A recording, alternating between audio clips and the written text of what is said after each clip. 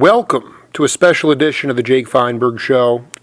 My guest today is one of the most gifted drummers and percussionists in our country's history. He was able to come up under the tutelage of mentors who understood the African rhythms of the drum and the language of the drum. He fused that with in his own band with the likes of Kevin Toney, the Blackbirds. He continues to be a mentor and a teacher today, and I've been coveting him for a long time. It's really an honor to introduce Keith Killgo to the Jake Feinberg Show. Hey, Jake, how are you? Hey, man. Nice to connect with you, brother. Yeah, man. Good. Yeah, man. Keith, I just wanted to ask you, how much mentoring do you do now? Can you talk about the different opportunities that you get to mentor, and specifically, how much mentoring do you get to do on the bandstand, either, sort of looking at your students or actually playing yourself? Well, I do both. I've developed a fine arts, academy that actually does, development in instrumental music and dance and in theater. And, many of my students, matter of fact, I have right now one of my students, Paul Spires, who is a recording artist in his own right, who was one of my students when I was teaching at Anacostia Senior High School in Washington, D.C. And so I brought him along, and we've been writing together and doing stuff, for the last 3 or 4 years. But, as a teacher, I do that every day, I'm really kind of focused on having music provided to kids who would not normally have these opportunities, and using whatever influences I have in the music business to help them get it done.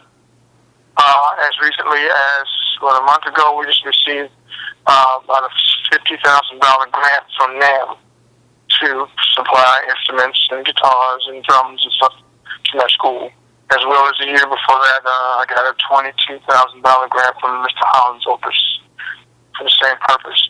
So I do lots of that, as well as play. Well, I'm curious about, you were really, in my mind, I was born in 1978, so, your career was well underway. But I look at the cats that came up in your generation, all the living masters were still alive. You had an opportunity to learn with these cats on the bandstand. There were touring circuits that allowed you to go across the country and play in live venues in front of 3 people or 3,000 people. And then on top of that, the record industry also created identities for Afro-American musicians. There's just there's no beating around the bush. So, I guess it's all. I think it's great to get the instruments and all that stuff, but how do you fuse that with the opportunities to get these cats? They don't have places to play. I'm just trying to figure out how you bring that old school mentoring quality into the age that we're living in, which is not conducive to melodic improvisation or creating identities for people that actually are good musicians. People today are more concerned about Twitter followers and how you look as opposed to whether you can actually play. And I want you to talk about how you navigate that as a teacher. Well, basically, first of all, we got to start at the beginning. You got to get them to play. When the students that I receive, many of them can't play. They start out novice. I teach them how to get tones and notes. Once they get past that point, where they're actually now we're into repertoire, I create my own venues to play in. There are a few clubs around town that have, a few jazz opportunities. Well, we have people from the area I live in, D.C., called Prince George's County. They had like a Saturday Jazz Academy, and then they bring the kids to the gig at night, and we go up on the bandstand and play. and I'd count Don Lee off of them tunes off just like, Joe Henderson and them counted off on me. And watch them die, or swim, or float, or tread water, or whatever. That live experience, just, there's nothing you can do, and I understand exactly what you're saying. But I've created my own venues because I'll give concerts in my backyard. This is what I want to talk. I want you to break this. This is so cool. Please, because there's a lot of cats, your generation and even older, that talk about creating these organic, indigenous venues. Yeah. Well, yeah. So basically, I do just started in the last couple of years a thing called Concerts for Causes.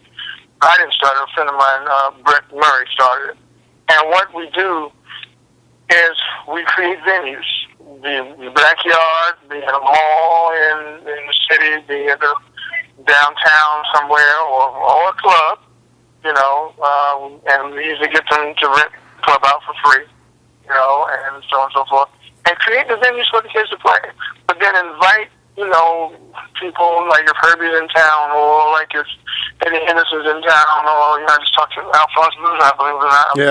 Yeah. Talking back, bring cats in town to participate in it, and because, the next generation behind, me, like the Antonio Harts and the guys or whatever, and try to find and create our own venues, because that's the only way, because there's really no clubs, but one thing I found to be, easy sell is if you go to a club owner or a person who has a venue, they ain't really doing nothing with it, and then they're all for it, because I'm bringing people to their venue, and at the same time, able to get some of this mentoring and this on-stage experience for our kids.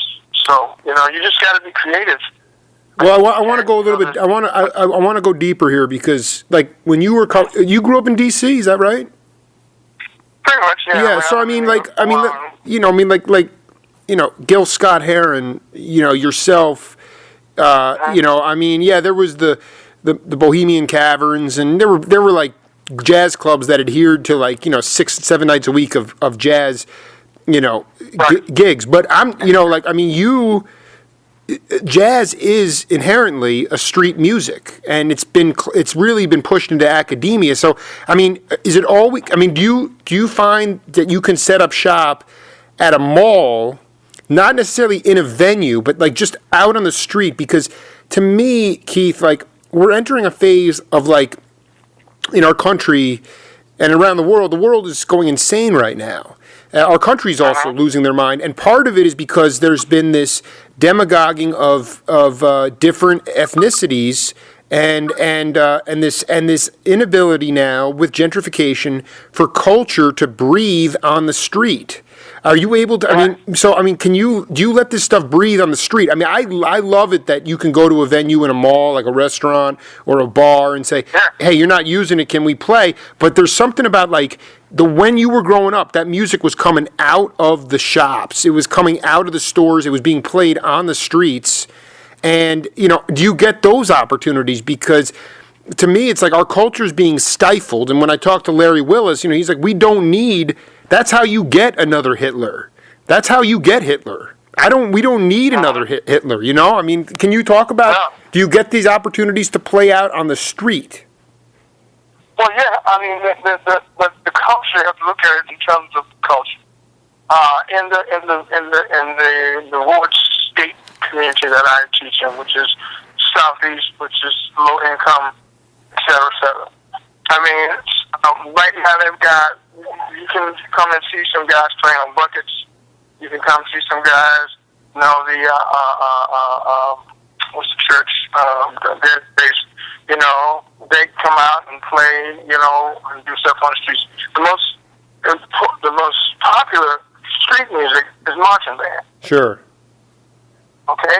And that's what you can really do in the streets. And so jazz, not so much, because, it takes a little more equipment and so on and so forth. But there are lots of places on the street, yes, you can play, but it's not being generated from that. What, again, in terms of getting, and I'm interested in youth, getting involved in it. And there is marching band. They love marching band. Something about that thing that's not jazz, but it is also, but it's still very, well, the way I write it is jazz. But for the most part, is how I'm able to really do stuff in the street. I dig. Setting up, things. But again, my venues, when I do my stuff in my backyard or do stuff out in different places, it is all youth oriented. So basically, it's about bringing the kids in and then bringing in some of the mentors or some of my colleagues in to support that. And it's worked fairly well. I mean, I've gotten some halfway decent students out of it, but it's not like when I grew up. But what's different about that is that I have a choice of what I want to listen to. So I chose to listen to all of it. And so, therefore, being able to go to the Left Bank Jazz Society, and that's where I met Dollar Bird.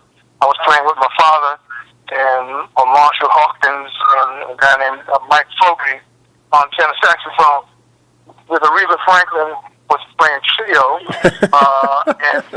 right? Kim was singing and playing. She was playing piano, and she had a bass and a drummer. And Bird, Keita Betts, Reuben Brown, was Bernard Sweetney on drums, or was it Bertel now? So something, on drums. That's how I met Bird, because that Sunday thing, that consistent thing. Also, when I was growing up, there was a venue called St. Margaret's.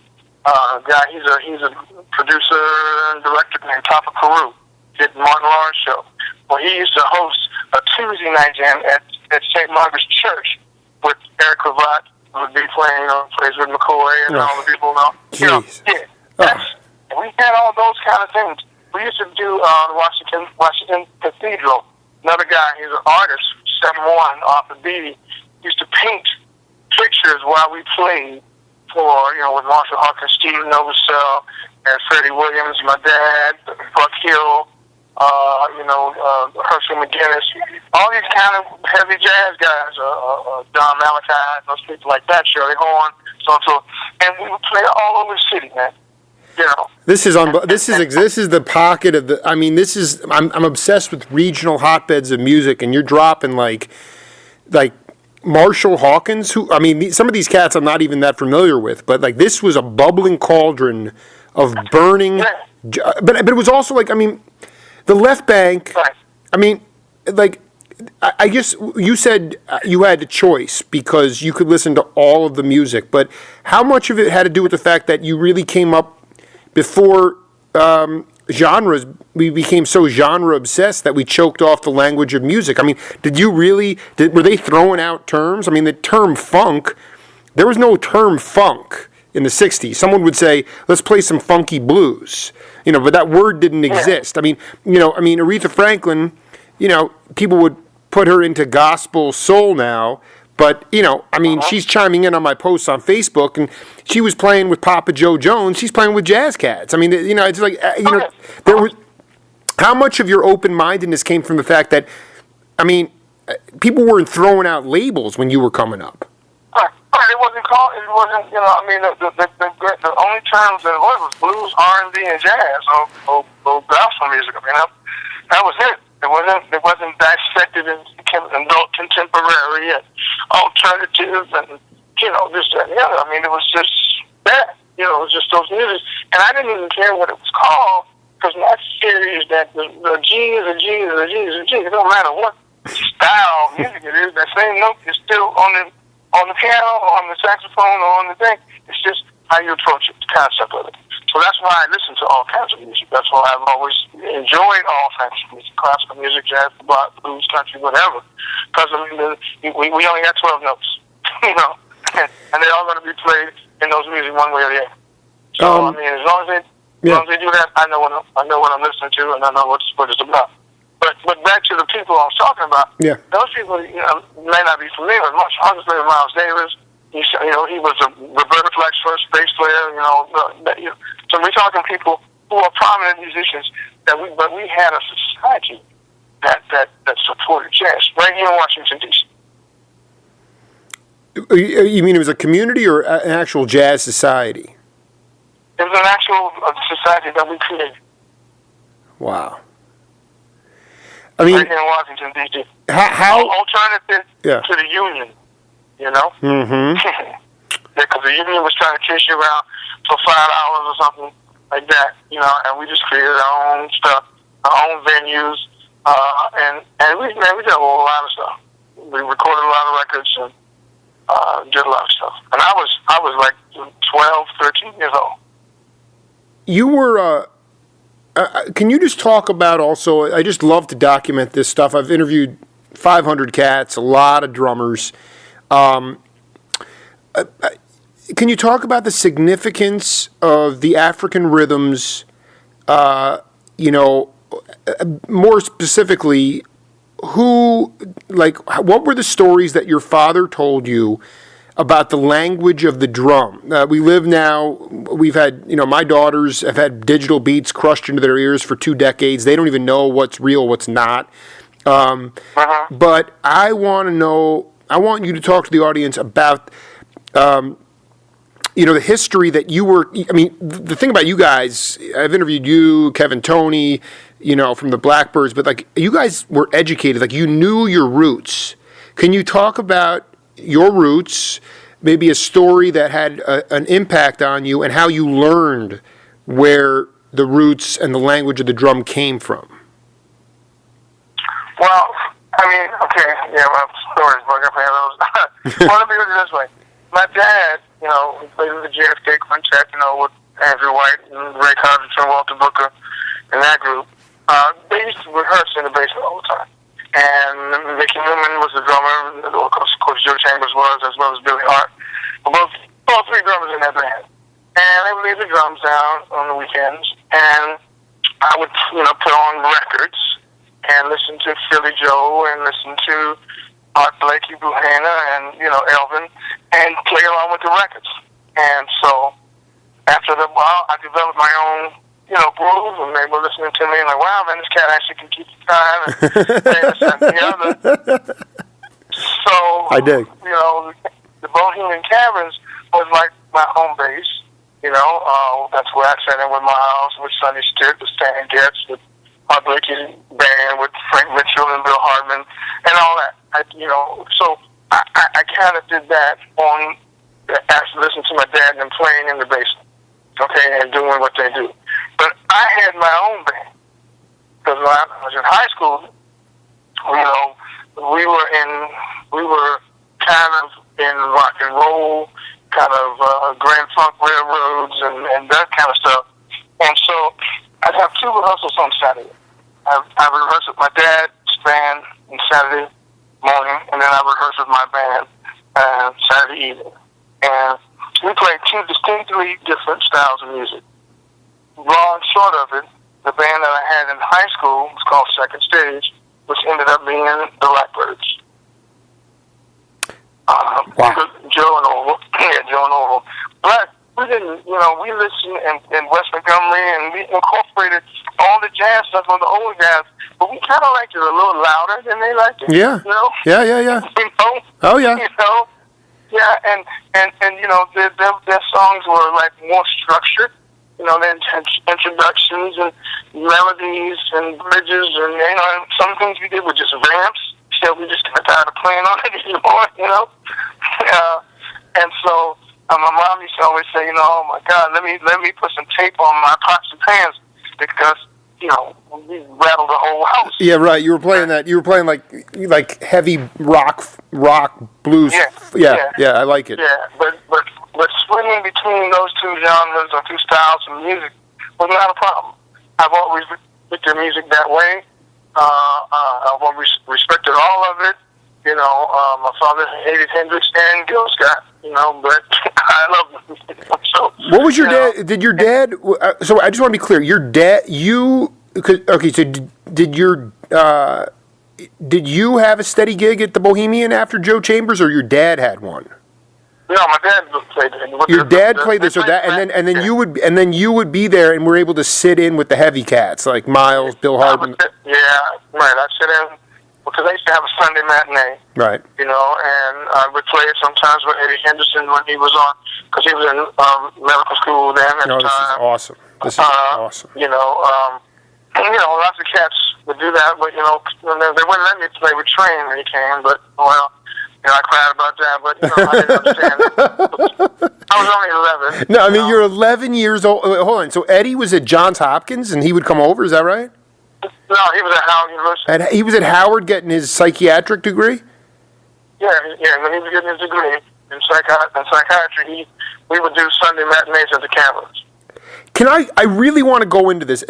Please tell me that you were playing that you were not playing like Sunday matinee jazz. Now, when you hear that term, it's like, in my mind, that means like it's pacification, like very light Aryan swinging. There's nothing wrong with that, but there's no way in the late 60s, with the frequency that Eddie Henderson was channeling at that time, there's no way that you were playing. You must have been playing transcendent music. Please tell me you were playing Sunday afternoon transcendent music at that time. No, man, I was hitting it with cats, man. I played with Sonny Stitt. You know, when he was like kicking it. I sang it with Miles, with Tony Williams, Ron Carter, Reggie Workman, Herbie, and Wayne Shorter. I played with the cats. Oh my! You played with that? So wait, Tony would just he'd go to he'd take a break and then. Yeah, he got. No, well, it was funny. I had asked him to play early in the week. So Miles said, "Well, come back on Saturday." I said, "Okay." So Saturday I came back, and they set me up on the front, because the cameras used to have these like mezzanine wood tables, kind of low to the ground, that kind of set around, kind of living room style type thing. And so I sat there and chilled till it was time, and then they said, "Okay." He looked over there. I guess he's still here. He must want to play.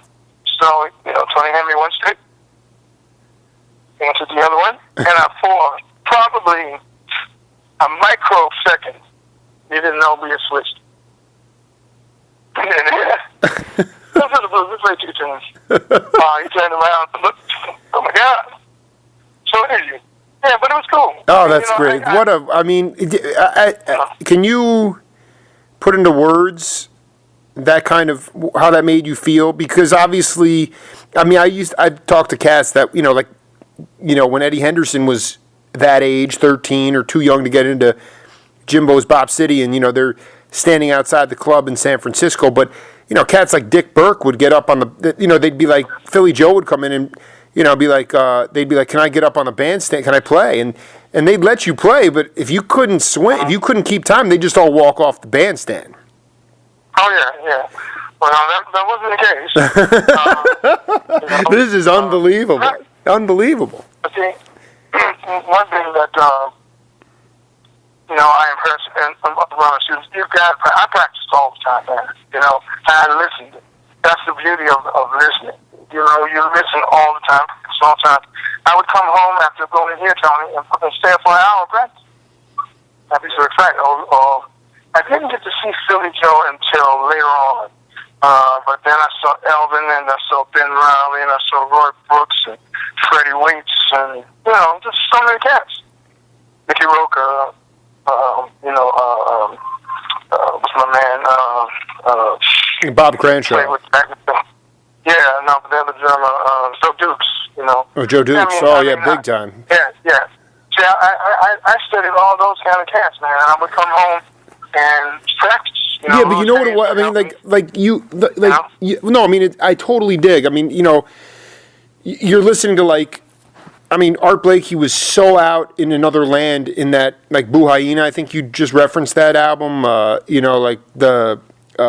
and then, Joe Dukes, Booker T. Jones was obsessed with Joe Dukes. I think he actually played with Joe Dukes for a while in Memphis. But you got to see them. John Densmore from The Doors would go and just sit next to Art Blakey's hi-hat. You'd be pulsating. And of course, that's to me the electric part of it, is that you got to see them play live.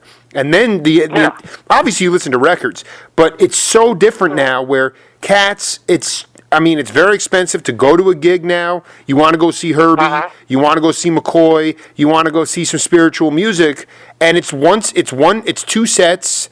It takes a lot of money to get in. Maybe they have a 3-night engagement if you're lucky. I mean, to me, you must have been burning after those shows, trying to go home. To me, that was very motivating, and that's lacking. That's hard. Yeah. You can't just replace that. No. I mean, and that was the beauty of the relationship that my father had with the club, and that they had with me, is that I could come see anybody. Stanley Tarantino with Shirley Scott. I mean, I saw all these people out. My best sister buddies was Eddie Harris. I mean, we hung for many, many years. I mean, he recorded one of his last records with me on my solo project. Wow. And I've known him, since I used to take him to get his haircut, the barbershop, I mean, there's just so much going. I mean, so you're essentially like, if cats like I don't know, let's just say Stan Getz was let's just say Getz was coming through and by himself, then they'd put a local rhythm section together to play with him. Is that how your dad got gigs at the tavern? Not sometimes, but sometimes he wasn't even gigging. But he just had. My father did a lot of other things rather than play music. I mean, he helped with the bars stuff, and he did a lot of different stuff, And so we just had that kind of relationship that I could go see anybody.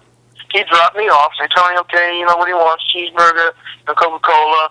And I was one of the kind of kids that when you sat me down, that's where I was. Right. I didn't want off anywhere and all that okay stuff. I just stayed because I wanted to see the music and the musicians. And when you're young, you always have this fantasy what they look like. Because from I studied all the Blue Note records. I read all the liner notes, all the back covers of all that stuff, what tempo it was, when they were bowing and all that kind of stuff. So when you see them, you have this like impression of them. It's like, well, I don't know, I showed it, and I thought. Right. But it was a wonderful experience to be standing in the dressing room with Woody Shaws, and then I got a chance to play with Woody when I played with Joe Henderson, because he and Hal Galper and Pete Yellen and Stanley Clark were in the band when I joined after Lenny left, So I didn't. Were you playing drums on? There was an album. I think Did you cut an album with with Galper and Stanley? Because I feel like no, I did. You never. No, I did a live album in Japan with Joe Henderson and Toshiko Kinkawa, organ player. What year was that? Like James Smith. 1986.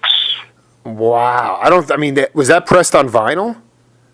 Yeah, it's on vinyl and on CD. Yes. I'm more familiar with the Joe Henderson live in Japan, but that was with all Japanese cats. So you're telling me in '86, this was like. Yeah, this was with Toshiko Kinkawa, and we played at the Blue Note. We recorded live in a couple of different places. I want to go back to. You've been saying a lot of heavy stuff. I want to go back. I want you to try to break this down. Okay, so you're listening to Elvin. And you're listening to Art Blakey on records, and you're trying to you're learning Joe Chambers, and you're trying to figure out you're playing off those records. But then you said over time you developed your own voice. Okay, how when you're listening to polyrhythmic stuff or this kind of, those guys were reinventing rhythms. Maybe not reinventing them, but they were just so sophisticated. How did you learn to comp that stuff and still figure out how to find the Killgo voice? Well, it was trial and error with most of it. I never think about it. Because I don't look at drums as drums. I've always looked at drums as colors, paintbrushes, and I've never considered myself a drummer because that's not it's not how I approach the instrument. I approach it from feel and from flavor, and taste, sure. And because I like to cook, so ingredients is what rhythm goes here or what could I throw in here, and once I do my exercises and get my chops to the point where they can do a lot of things, then I just fall into where the groove is. I don't really think about it. I don't really count it. anything. I mean, I was playing with some cats in New York. I used to live in New York, with Walter Booker, and they were playing in 7 and 12 and all that kind of stuff, and as long as I thought about it, I couldn't play it. When I started thinking about it and just understood the color, what color does it paint? And what color would go with that color? And what color could I add to that color to make another color? And that's how I would start growing those rhythms. That's how those rhythms would build up, just through the sound of the color, not just the actual strokes. But when it's a right stick, left stick, or it's a paradiddle or whatever, forget all that. Give me the color. What does it sound like? And I can close my eyes and just see the colors by listening to the sounds. So that's how I approached it. Is there? Can you point to a specific time when you, either on a playback or even maybe some of the older cats told you after the gig that you realized that you really had your own voice? Well, yeah, Joe Chambers said something that changed my entire life. Great. This is the kind of stuff I live for. Go ahead, please. We were playing, Kevin and I had a band when we were at Howard. And at Camden, used to have, concerts. Well, that's right before I got the gig with Joe Henderson. So we were playing, whatever hell we were playing. But Joe Chambers is playing with Joe Henderson, but Stanley and Howard Gabba are playing with Stan Getz at the Blues Valley. So they can only play like 2 tunes or 2 songs or some kind of craziness. Anyway, long short of it, they left. Jimmy Booth plugged in. Well, he didn't plug in. He just pulled up, and they played the gig. So at the end of the night, Joe Chambers came over to him and said, "Hey, how you doing?" I said, "Hey, man, what's up, Joe?" Because, he and my dad were good friends. He says, "Man, so you really want to do this show?" I said, "Yeah, I want to." He said, "Well, then you're not sitting right." He told me that, the way I sat on my drum sheet was wrong. Wow. And if you just sit and so that the stevenness and let your arms can move without and hit all the drums, then your equilibrium would come in, and you can play as fast as slow as you want to. And change my whole life. How were you sitting before? What were you sitting? What were you sitting like? Clearly, it was something crazy. I done it. It was, I sitting too high. But he was. But it was more like him saying, "You're there, man. But I got some extra. I'm going to help you get even farther." I mean, he was. It was clear that he was inspired by your playing, though. Yeah. And he just said, you're just not sitting right. Okay, all right, bye. Boom. And I ain't talked to him since. 40 years ago. Well, I mean, you guys aren't too far away. He's down in North Carolina, but I mean, that's cool. When you got to Howard, they didn't really. I think if I remember correctly, I was talking to someone, it could have been Kevin, but it was just, I mean, you had to sneak in jazz, right? I mean, they didn't have a career. Can you talk about how you fit in, your desire to play that burning, post-bop music? Yeah, I mean, Howard, that's why Donald came. Because, up to that point, it was basically Howard University was a classical music room. Roberta Flack went to Howard, and Andrew White, man, they were playing, chamber music. I mean, it was, Handel and Grieg and, Mendelssohn and all that. The culture up there had nothing to do with black music, for real. Right. And so, we were kind of on the edge of it. And so, Donald was pretty revolutionary, and he just said, screw it, man, we're going to play some jazz up in here.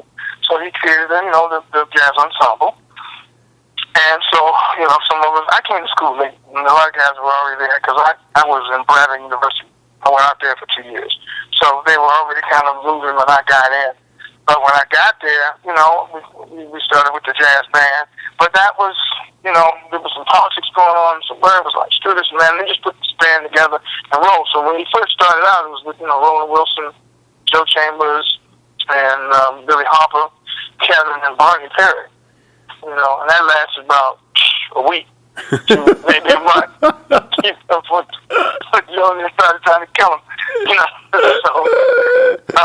So, No, this is important because no, it's funny because these iterations are important because I have this. I did at one time had this insane live show from the Jazz Workshop in Boston, and you are noticeably not on the gig. So it was probably before you. You know, it was Joe on drums and I think Ray Mantilla on percussion. So go ahead. So the first one was with. Go ahead. That was the first iteration that lasted a week, and then where to go from there? Yeah, right. And then so Bird said, "Okay, enough of this. Let me get rid of these old guys." So he got Alan. You know, he got me. Because Kevin actually lived with me when he came in from Detroit. So, and Joe Hall on bass. Mm-hmm. So I you know, David Williams on bass. And then, because David, you know, ended up playing with the Steel Ball for a long time. You know, David Williams, heavy cat, yeah. And then, you know, that we kind of did the first record, but then, you know, the older guys, you know, with the money and how much they get paid, and these young guys, and all your little first, okay, give it all up. So then you had Joe. And so Joe came in and played, you know, most of the other stuff on the first record.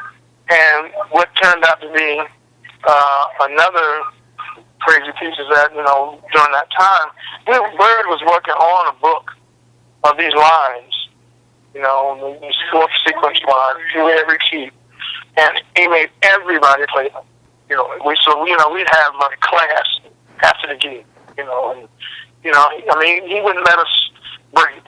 You know, I mean, so we were studying while we were doing. We had to come in with songs that we were listening to, how to apply this and how to do that, you know, how to do this, and reading, and the whole piece, you know, was going on at the same time, which, you know, kind of kept us busy and kept most of us out of trouble for the most part.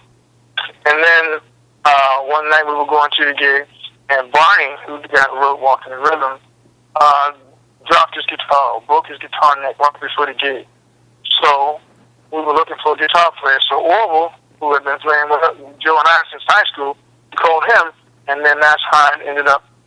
The band that it ended up was Alan, and then Alan and Perk Jacobs, who was the percussionist, left, and then it ended up, you know, Steven Johnson, and then various saxophone players. But the core group was Joe Hall, Wolf Saunders, Kevin Tony, and myself. Yeah, the original. That original Blackbirds album has Perk Jacobs on there. I always was curious about that cat, man. Yeah, he was really an art major, and he really didn't want to play percussion, but Bird would not let him play drums. So it was. I mean, can you? Yeah, I mean, I really want to hear. I am so fascinated with. I mean, you played with Miles. You know, Bird. You know, so many of these cats. We live in such a verbal society today. Everybody hangs and parses words. Everyone gets very offended by words. I'm fascinated with nonverbal communication on the bandstand. Can you talk about an experience with Bird of when he communicated on the bandstand without using words and maybe took the music to a whole nother level? Well, one thing for me was tempo. You know, I mean, you know, I struggled many times with tempo. You know, and so when he used to come up beside me and pound his hand on his leg, come on, let's go. What you doing?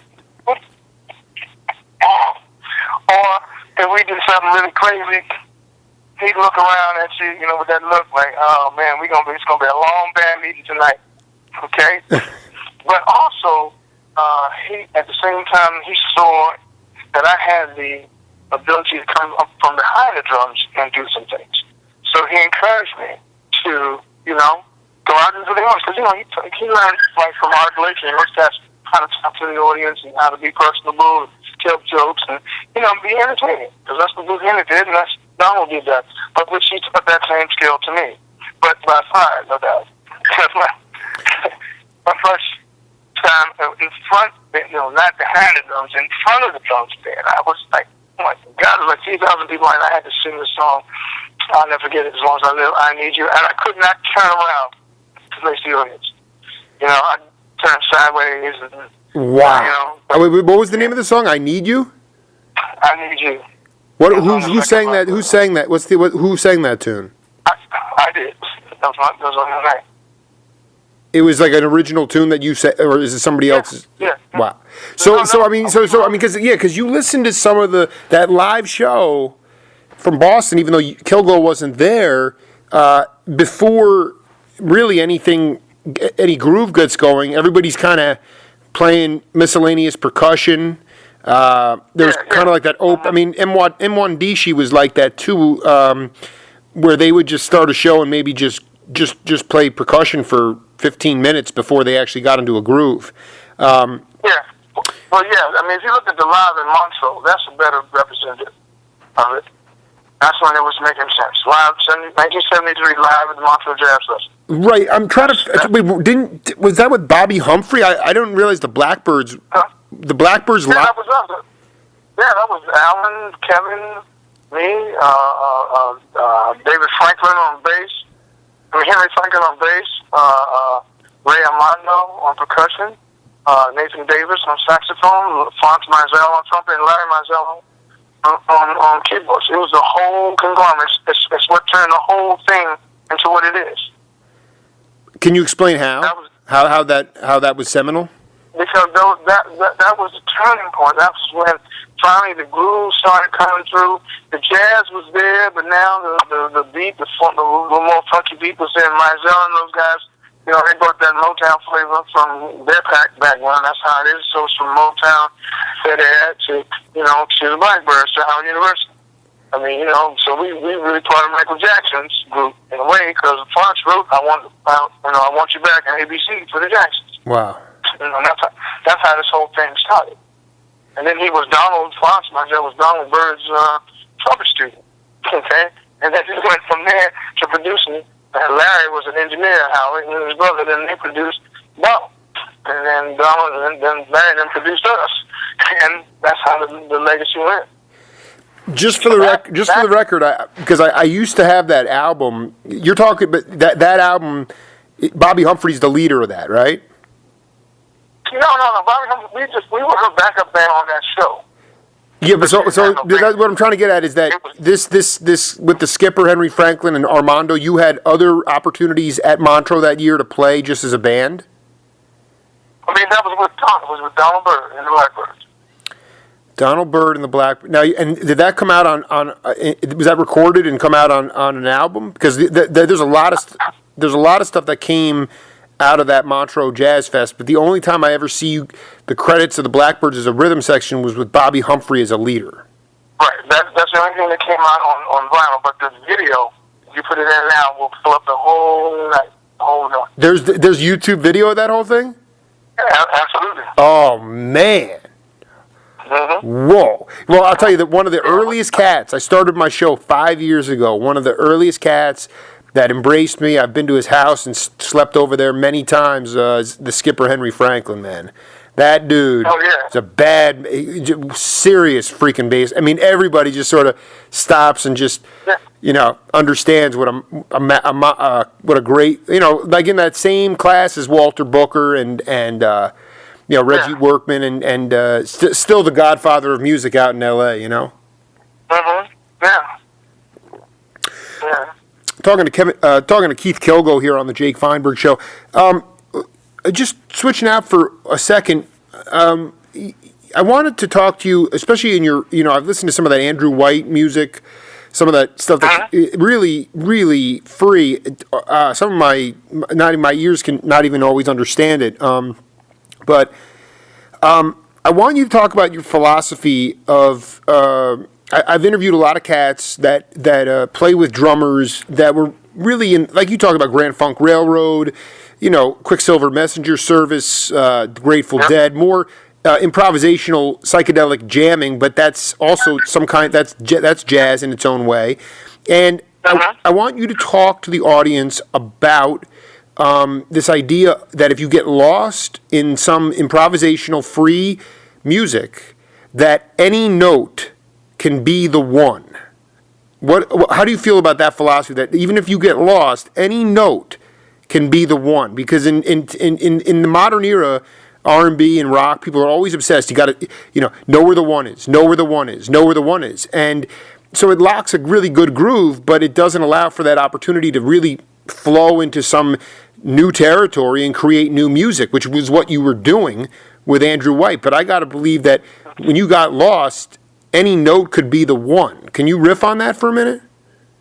Well, yeah, I mean, I wouldn't say lost. I mean, because when it's open, then there's like, you know, it's whatever direction the pulse is moving. Because sometimes, you know, you got it, and sometimes he got it, and sometimes Kevin's got it. Right. You know, and everybody kind of takes the lead in the thing. And the most important part of it is following the pulse.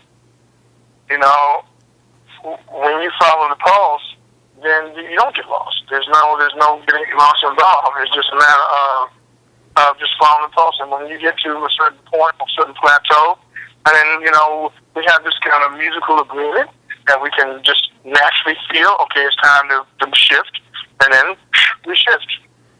You know, so it's almost like breathing together. You know, it's so synchronized swimming. You know, it's we stay in sync. So the getting lost part is not really a thing unless you are doing something contrary to what everybody else is doing, and they're not following you. Well, but I mean, like, so I mean, I guess what I'm saying is like some of the stuff you did with Andrew White. I mean, you were making up some of that stuff, making up the rules. You know, the stuff is not in the book. So that's what what I'm talking about is like, I mean, you're making it sound incredibly easy, and I realize that, you know, for you, you know, you say it's not easy, but I mean, the thing is that Andrew, he also, what happens is that it's like you get this hyper energy, man, when you play with gas like that, you know. So you kind of leave your body a little bit. So you know all the things that you kind of contend with when you're kind of grounded, you know, like when you're breathing and what you're looking at and all that, you abandon all that. You don't know what you're looking at. You don't know when you breathe. Hopefully, you know. But you kind of get this hype sense of being there, and you're just there, and it's just moving you with it, and you're just going with it. There's no, you know. And then cause we played, man. I mean, it was sometimes it was so emotionally occupied, you know, so far out of my body, you know. It felt so good. You've been. I hope you've been reading some of my posts because I've been. Billy Cobham talks about that. It was so great. He literally was on the side of the stage watching himself drumming. He was so outside of his. Yeah. So out. Can you talk about that out of body experience? I mean, because people sort of laugh at it, but I know when they laugh about it, it means they haven't really gone to that place, that hyper energy that you're talking about. This is so important. I mean, break it down. Yeah. I mean, you know, it's like momentum. It's almost like you're chanting. You know, when you say something, no, then after a while, you know, you start to hear your voice. You start to relax over. Your brain can slow down a little bit, and you're kind of looking at yourself.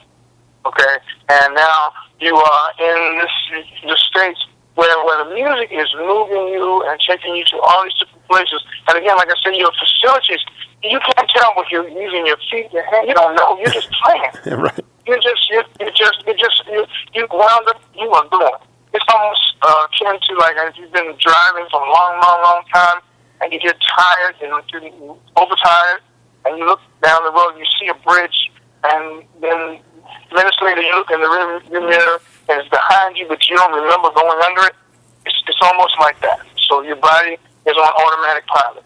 So now your brain has an opportunity to really kind of get involved with what's going on outside the physical piece. I love this. Oh, I love this stuff. This is so. It happens so much. Do you still have that? I mean, can you say that when was the last time in a live setting that happened to you? When I was in Copenhagen for the Vanguard Festival. It just took a small band over. There was a lot of issues with passports. I mean, it just made it. But when we got on the bandstand, something electric hit, man, and everybody just went whoosh. You could feel it. You could feel it when it does that. Because now we locked above our bodies, and we're playing the soloing and stuff is just flowing and stopping, and nothing is like really interfering with that euphoria. You know, and you know, the people were very responsive to it. I mean, it turned out to be an incredible concert. And even the musicians and other guys that were out in the audience, like, wow, man, you cats were on another plane. You know, because it just kind of locked. You know, maybe everybody was tired. I don't know what created it, but it was something there that just put us in that euphoria, and we all just lifted off the ground. and like, okay, yeah, here we are, let's do this. You know, so yeah, Wow. that was recently, you know, at least last year, last summer. Oh, wow, that's really heavy stuff. Can you account for? I mean, a big part of my show is the metaphysical, and we just sort of vetted that. Were you?